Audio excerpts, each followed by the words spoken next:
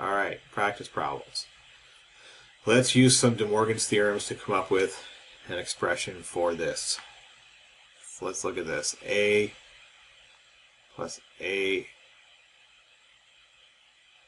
So let's think of how we can break this out. So we can use, I think it's the distributive law. So let's start breaking this out. So we can change this to AA plus A bar plus B. That could be a first step. Now what do we know about AA? I think we know that that is equal to just A. What do you know about AA bar? AA bar is equal to 0. We have a rule that says that. And then we have just B. So this is equal to A plus B.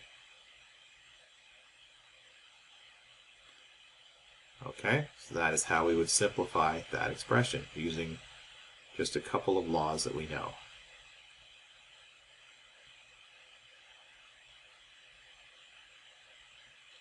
Let's give this one a try. What do I want to do here? I'm going to start at the back end of this one.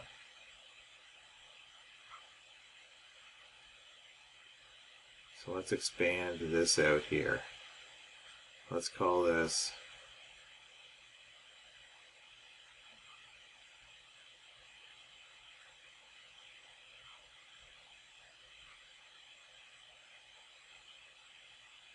let's do that.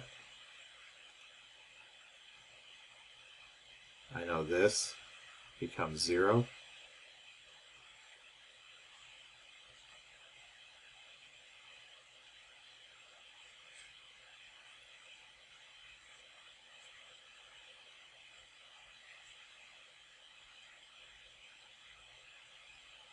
Now I can expand this. So I have A bar, B bar, plus B, A bar, B bar. So I know this is 0. I know here this and this become 0.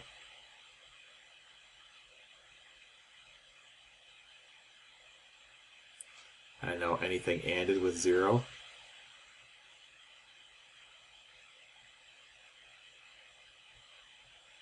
That whole thing is going to reduce down to 0. Okay.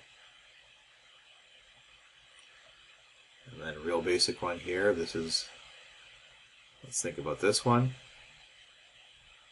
What do we do here? This would be an example of De Morgan's theorem. So let's break that.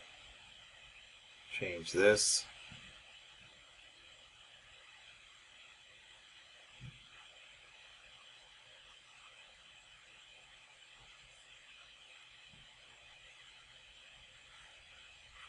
Cancel that, cancel that.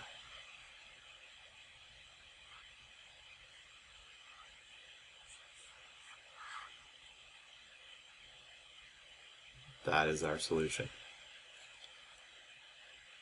Okay. Let's move on here. Let's do some K-mapping.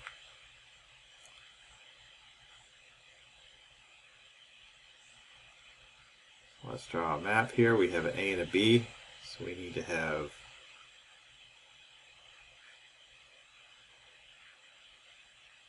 oops.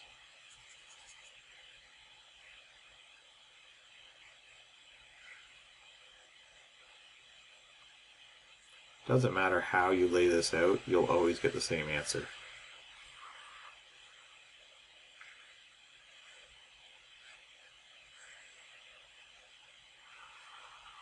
So if you put the A's on the side, if you put them in the reverse order, doesn't matter, you'll end up with the same results.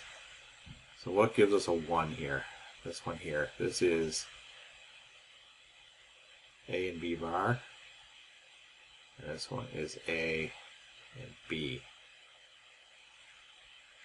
So A and B bar. And A and B. Do that. Collect the terms. So we have nothing is common here.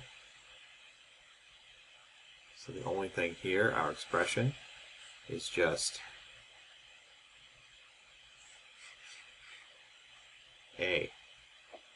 That is our expression. Now let's look at this back here. And what we're saying is basically B doesn't matter at all. The only thing that matters here is Y. So we're basically saying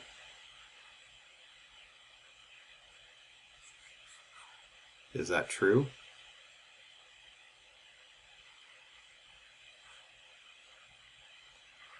Yes, it is. That just basically Y just directly follows whatever A is. Okay. And one last one. Let's K-map this. We got 3 variables. So it won't matter how we lay this out. I'm just going to go A's and B's across the top. So I'm going to say A naught B.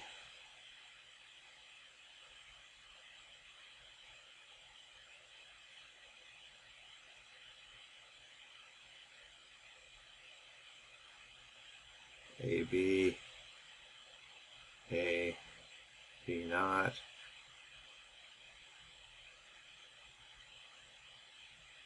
B naught, A naught. Now when you lay these out, the one thing you need to make sure, only change one of these at a time. So keep the B constant. So A naught B. And I keep the A constant. And I keep the B naught constant. So I can't put this one. I can't put this one here because I'm changing both. I'd be flipping both terms around at the same time. You only want to change one around. And down the side, I'm just going to go C naught C.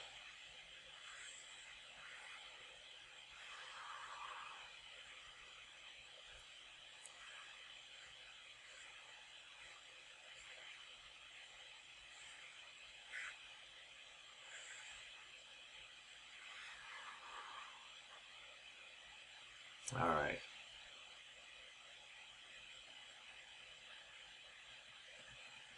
Should probably put the results in here too. That would help. All right. This is from like week 2. This truth table. All right. So what do we got here? We have A naught B naught C. We have A B naught C naught and A B naught C. So let's draw this in. So we have A naught B naught C. That gets a 1. We have A B naught C, A naught, and this guy here. I think that's right. It's only 3 1s. Let's group everything like this. So this first one here, no common terms with C. So that is just A B naught. The second term is C is common, and then the A changes between each of these, but B naught is common. And if you remember if you look back at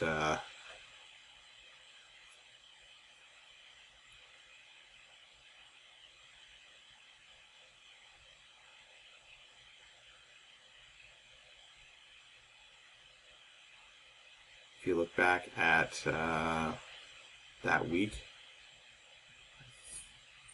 I forget what it looked like, but that I remember that expression from that truth table.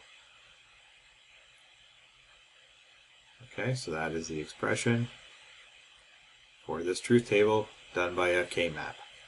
All right, so that is the lesson for this week, simplifying expressions. So you can take a complicated expression, make it more simple by using these methods, either doing the Boolean version of it or using a K-map to simplify a truth table. But it makes your wiring easier, and it can make your Boolean expressions much simpler. Okay, so that is how that is done. Thanks.